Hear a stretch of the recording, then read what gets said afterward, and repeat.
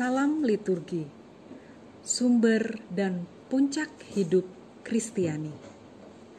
Para sahabat Sanggar yang terkasih, selamat berjumpa kembali dalam program Paham dan Terampil Berliturgi yang diselenggarakan oleh Sanggar Bina Liturgi dan yang dianimasi oleh Bapak Ernest Marianto. Pada episode 2 sebelumnya, kita telah berbicara tentang perarakan masuk dan nyanyian pembuka. Pada episode 3 kali ini, kita akan berbicara tentang tanda salib. Dalam buku Tata Perayaan Ekaristi, ditulis rubrik sebagai berikut. Imam dan umat menandai diri dengan tanda salib sambil berkata sebagai berikut. Imam, dalam nama Bapa dan Putra dan Roh Kudus, umat menjawab amin. Imam dan umat bersama-sama menandai diri dengan tanda salib. Sementara itu imam berkata, demi nama Bapa dan Putra dan Roh Kudus, umat menjawab amin. Jadi, dalam ibadat, tanda salib merupakan rumusan dialogal. Dalam nama Bapa dan Putra dan Roh Kudus diucapkan oleh imam, kemudian amin diucapkan oleh umat. Dalam dialog ini, pemimpin menyatakan bahwa umat berkumpul dalam nama Bapa dan Putra dan Roh Kudus, dan umat mengamini pernyataan itu. Makna tanda salib sendiri ada 3. Yang pertama, tanda salib adalah tata gerak khas Katolik.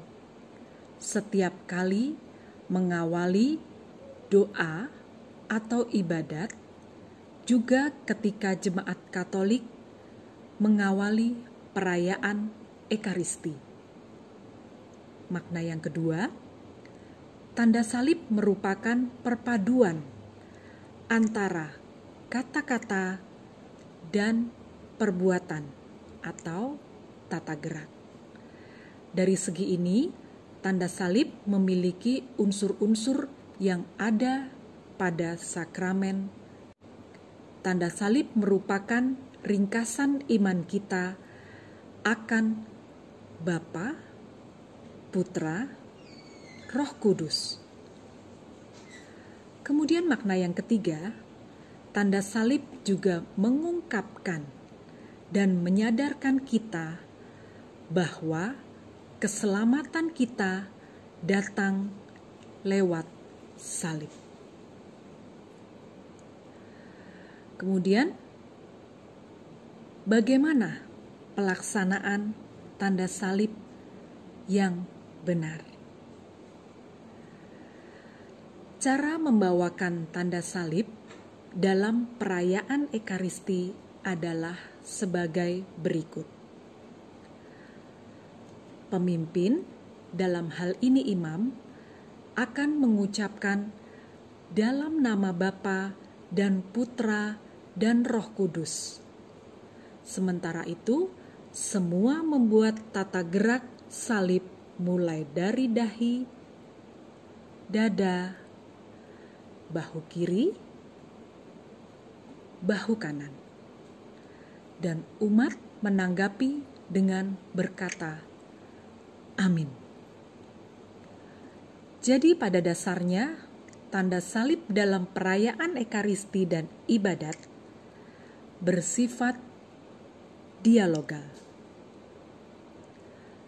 Pemimpin membuat pernyataan dalam nama Bapa dan Putra dan Roh Kudus, kemudian umat mengamini dengan aklamasi amin. baik dilafalkan maupun dilakukan, jawaban amin harus mantap. Dari pihak pemimpin, ia harus mengucapkan dalam nama Bapa dan Putra dan Roh Kudus dengan nada sedemikian rupa sehingga memancing aklamasi amin yang mantap. Pemimpin tidak boleh memborong sampai dengan amin. Karena dengan demikian pemimpin menggusur hak umat untuk mengamini. Dan dapat ditafsirkan bahwa pemimpin tidak menghendaki respons atau peran serta umat. Sebaliknya, tidak tepat juga kalau dalam ibadat rumusan dialogal pemimpin dan umat dijadikan rumusan komunal dan diucapkan bersama-sama seluruh umat. Tata gerak tanda salib harus dilaksanakan dengan khidmat dan cermat. Tidak boleh serampangan atau sambil lalu saja.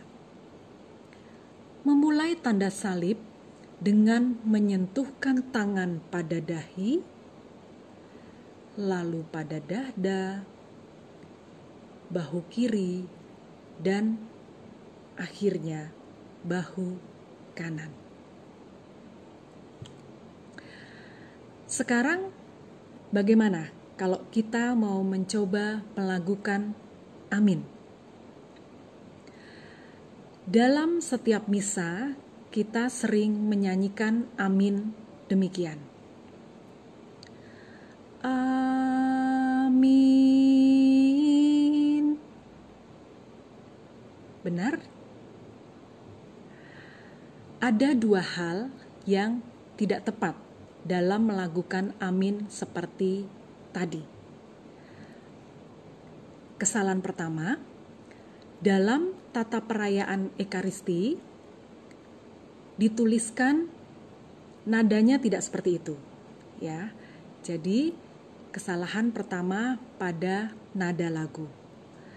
Kemudian kesalahan kedua pada jiwa atau roh yang tidak menunjukkan bahwa kita menyanyikan amin dengan mantap. Sekarang kita coba memperbaiki bersama-sama melakukan amin dengan benar. Dalam nama Bapa dan Putra dan Roh Kudus. Kita menjawab amin. Mari kita ulang sama-sama pada bagian amin. Amin. Ya, bagus. Para sahabat Sanggar, terima kasih sudah meluangkan waktu untuk belajar bersama kami tentang tanda salib. Semoga dengan ini kita semakin memahami makna tanda salib dan semakin terampil melaksanakannya. Sampai jumpa pada episode keempat yang akan datang, yang akan mulai tayang pada Jumat mendatang. Jangan lupa subscribe. Jika Anda tidak mempunyai waktu longgar untuk menonton video ini secara penuh, paling tidak Anda dapat subscribe dulu. Dan nanti setelah Anda mempunyai waktu luang, waktu agak panjang, silahkan menonton seluruh tayangan episode 3 kali ini. Salam liturgi, sumber dan puncak hidup Kristiani. Tuhan memberkati. Amin.